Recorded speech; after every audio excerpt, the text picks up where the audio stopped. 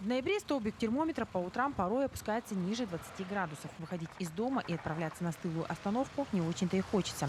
Привнести чуть больше тепла и сделать ожидание транспорта комфортнее должны новые остановки с обогревом, которые стали появляться и у нас в городе. Дождаться автобус в комфортном теплом комплексе можно на двух остановках «Почта», расположенных по улице Ленина, напротив почтового отделения. Современные павильоны состоят из двух модулей – открытого и закрытого. Это хорошо, конечно, что теплые остановки сделали, что зимой есть куда зайти погреться и постоять, и наши долгожданные автобусы подождать.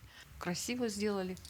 Можно посидеть и автобус подождать, и в телефоне посидеть, вон как дети сидят. В открытом модуле для комфортного ожидания транспорта установлены скамейки. Внутри комплекса температура воздуха регулируется тепловой завесой и инфракрасным потолочным обогревателем. Сейчас в павильоне поддерживается 15 градусов. Я вот с работы иду, и, конечно, тяжеловато стоять. Сейчас такая метель, все. Зайдешь, погреешься, хорошо. В общем-то. Так что прекрасно очень. Ну, если бы вообще везде бы на остановках были бы теплые остановки, вот около рынка бы было бы там бы теплые, да вообще везде бы были бы теплые остановки, было бы вообще замечательно. Для заезда мобильных пассажиров установлен пандус. Пока, к сожалению, работает только один остановочный павильон. Буквально на днях откроется и второй. Администрация города решала вопрос с поиском предпринимателя, который будет арендовать остановочный павильон. Вопрос решен, заключен договор на аренду этой остановки с рестораном «Лена». Они готовы зайти, осуществлять эти все там работы, предоставлять услуги. Мы планируем открыть завтра ее.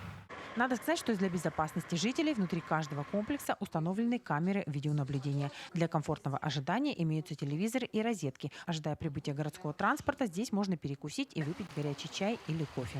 В плане на следующий год также продолжить эту работу и уже начинать устанавливать в микрорайонах, где потребность есть. Это разведчик, это Алроса, это автостанция Мухтуя. И, конечно, эту практику продолжать и поэтапно по всему городу установку таких остановок продолжить. Уже в следующем году появится теплый остановочный павильон по улице Орджоникидзе около городской стоматологии. Стоимость одной составляет 2,5 миллиона рублей. Светлана Болеева, Виталий Андреев, Ленск.